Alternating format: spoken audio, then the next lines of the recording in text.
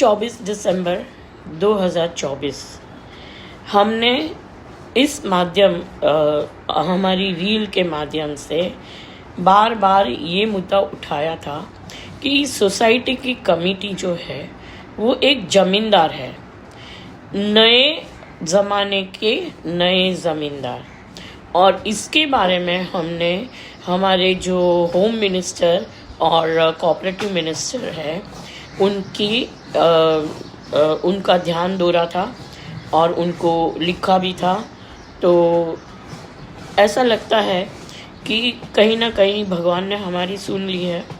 और ये मुद्दा ये था कि जब पति गुजर जाता है और पीछे जो विधवा है वो विधवा को सोसाइटी की कमेटी, जिसको मैं नए ज़मींदार बोलती हूँ, वो परेशान करती है। और 1 साल 2 साल नहीं, कई बार तो 17 साल तक उनको बहुत तकलीफ़ देती है।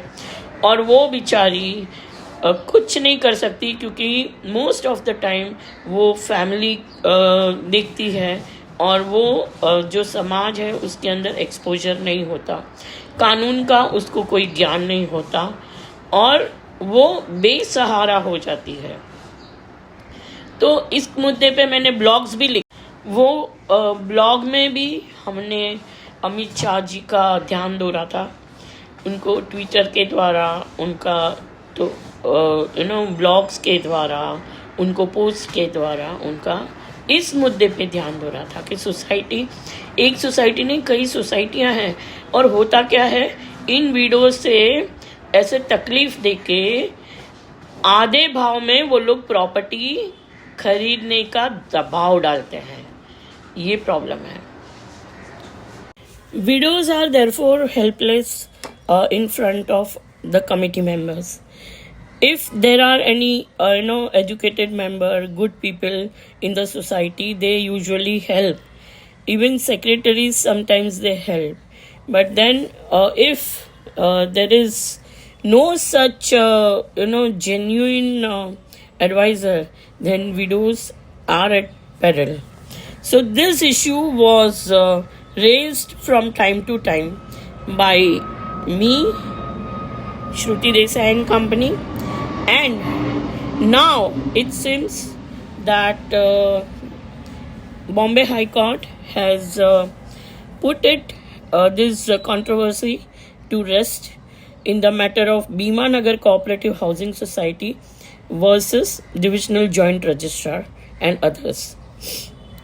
कोर्ट ने ये कहा कि प्लेन एंड सिंपल मीनिंग जो है ये प्रावधान का 154(b)(13) का, वो ये कहता है कि एक फैमिली है और इनके लीगल एयर्स के बीच में एक फैमिली अरेंजमेंट होता है। तो ये फैमिली अरेंजमेंट सफिशिएंट है कोऑपरेटिव सोसाइटी की मेंबरशिप को ट्रांसफ़र करने का in favour of a single person. तो अब मैं आपको दरखास्त करूंगी, रिक्वेस्ट करूंगी कि आप मेरी वेबसाइट पे जाइए। इसके बारे में मैंने काफ़ी कुछ ब्लॉग्स लिखे हैं। कोशिश करूंगी कि मेरी रील्स और ब्लॉग्स एक साथ में करके आपके सामने आऊं, मगर थोड़ा वक्त लगेगा। तब तक के लिए आप ये रील देखिए ज़रूर। और अगर आप भी ये प्रॉब्लम से गुजर रही हैं तो आपके लिए ये शुभ समाचार है। अभी कोई भी कमेटी मेंबर आपको तंग नहीं कर सकता, आपकी मेंबरशिप रिफ्यूज़ नहीं कर सकता।